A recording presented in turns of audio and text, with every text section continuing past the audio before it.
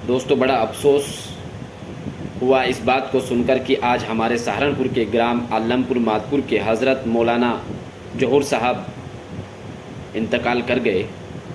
हज़रत मौलाना जौहर साहब एक बहुत अच्छे इंसान थे।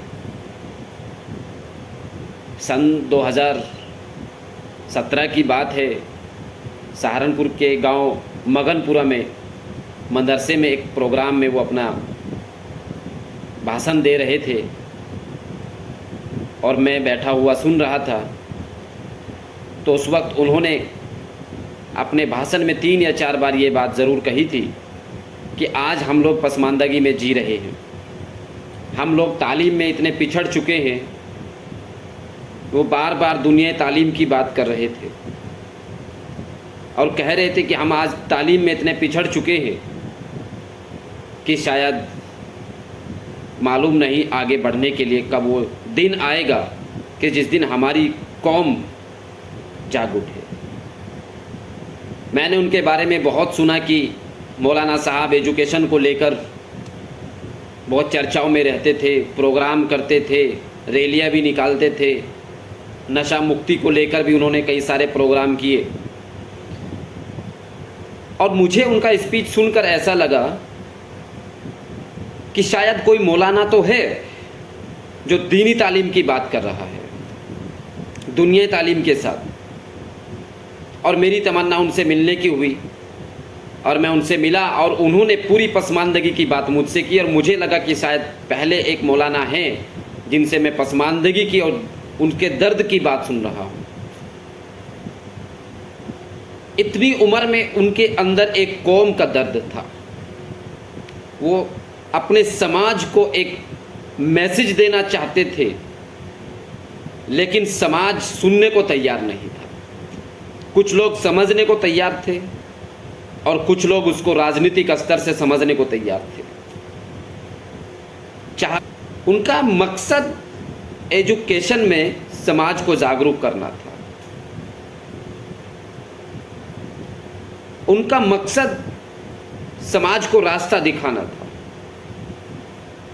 लेकिन कुछ लोग राजनीतिक स्तर से उसको नेगेटिव ले लेते थे, कुछ लोग पॉजिटिव ले लिया करते थे।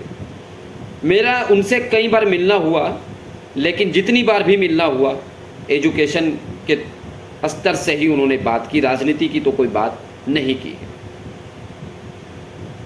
जब मुझे उनके इंतकाल की खबर लगी तो बड़ा दर्द हुआ और ये हुआ कि एक ऐसे व्यक्ति थे मौलाना जौहर साहब जो समाज को कुछ आईना दिखाना चाह रहे थे, रास्ता दिखाना चाह रहे थे। लेकिन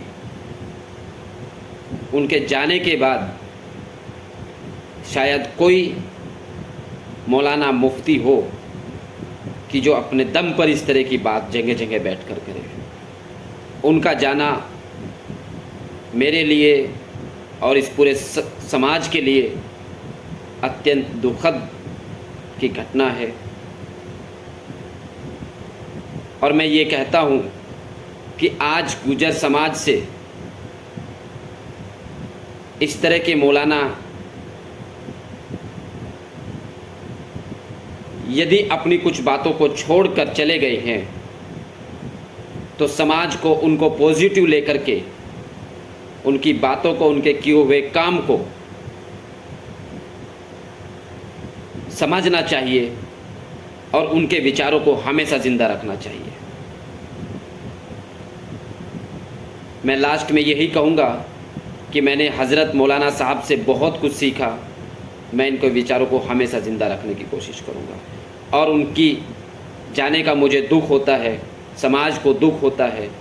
उनके घर वालों को खुदा सब्र अज़ीम अदा फरमाए और उनके किए हुए काम को खुदा और तरक्की दे और उस काम की वजह से मौलाना हमारे बीच हमेशा याद किए जाए, इसकी मैं कामना करता हूँ। Thank you.